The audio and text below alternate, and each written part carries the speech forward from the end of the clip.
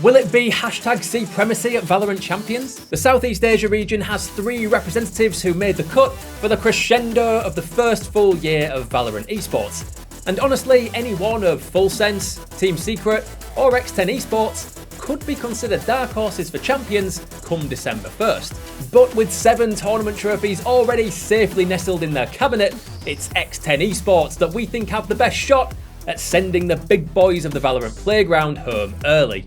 They topped the Southeast Asia leaderboard with the regular season done and dusted, managing to consistently come out on top in regional matches and regularly seeing off fellow champions qualifiers Full Sense on the way. Most recent match notwithstanding, we don't talk about that. But it was their 7th to 8th finish at Masters Reykjavik which really gave them the boost they needed to book their ticket to Berlin as their region's #1 team. Unlike their Southeast Asian compatriots, X10 actually have some idea of what to expect when they arrive at Champions. Having made it to Iceland for the very first Valorant Masters LAN, X10 made their mark. Starman Patiphan personally carried his team through their first international test, as they narrowly lost to Brazil's Team Vikings in the quarters. The adaptable tie was comfortably X10's best player in the build-up to Masters 2, finishing with the 3rd best average combat score during the Challengers finals, 3rd best max kills for the entire tournament, and crucially, scoring the most first kills of any other player. He sets the tone for his team, and he does it extremely well. The only X10 player to manage a positive kill-death differential during X10's narrow loss to Vikings, he kept up with the top fraggers from Brazil in the kill race.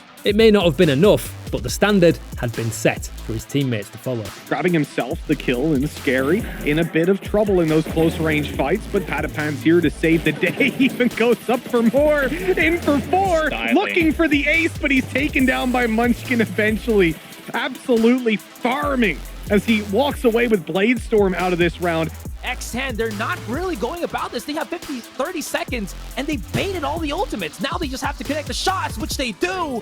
And this is smart, incredibly intelligent here. And Penis has gone down, gotten a couple of kills, and Patiphan with the 4. He's wanted the ace. Where is it? Lobby Snacks, give it to me. As now we've gone into the 1 versus 4. In their next 2 matches, against Crazy Raccoon and Fnatic, Patiphan continued to lead the way, comfortably outkilling everyone against Japan's top side, but most importantly, his teammates began to step up as well. They may have ultimately gone home after a somewhat expected loss to Fnatic, but they proved they could swing for the giants of the game if they were given the chance. But GG Recon, yeah, I can hear you. They've been awful during Stage 3. They didn't even make it to Masters Berlin. Well, calm down, I'm getting to that bit. Yes, it's true that X10 have been pretty poor since their international debut, but there's a few reasons why we don't think that should matter too much. First of all, Patiphan wasn't even playing in Stage 3. The 17-year-old had been suffering from a wrist injury for pretty much the entirety of the VCT, and was still putting up ridiculous numbers. After a lengthy rest on the sidelines, he'll be making his potentially triumphant return for the big event in Berlin. Secondly, since Patiphan's enforced break, some of his teammates have stepped up to fill his sizable shoes. Renowned controller main Scary is most comfortable as Astra or Viper, and while not necessarily known as agents that are going to get you the big kills, the talented Ty finished that Stage 3 Challengers playoffs with the best kill-death ratio of any player at the event.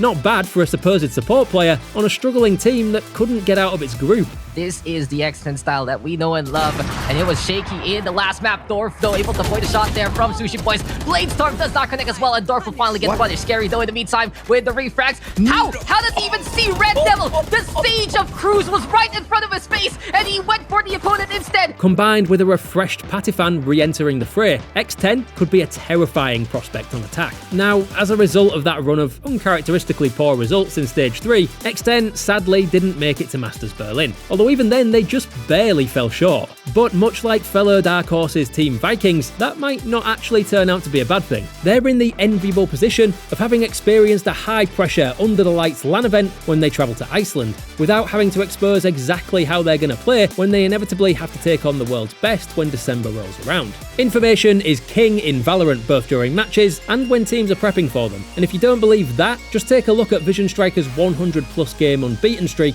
and why that came to a sudden and devastating end. Aside from their honestly pretty poor and not very representative performances during Stage 3, teams have very little to go off in terms of VODs to brush up on what makes X10 tick. And with Patiphan making his long-awaited return to competitive play, this is a team that can take advantage of being a relatively unknown entity. It's a dangerous cocktail for other teams to play with, and if they're not careful, X10 could burn more than a few teams on their way to setting VCT champions alight.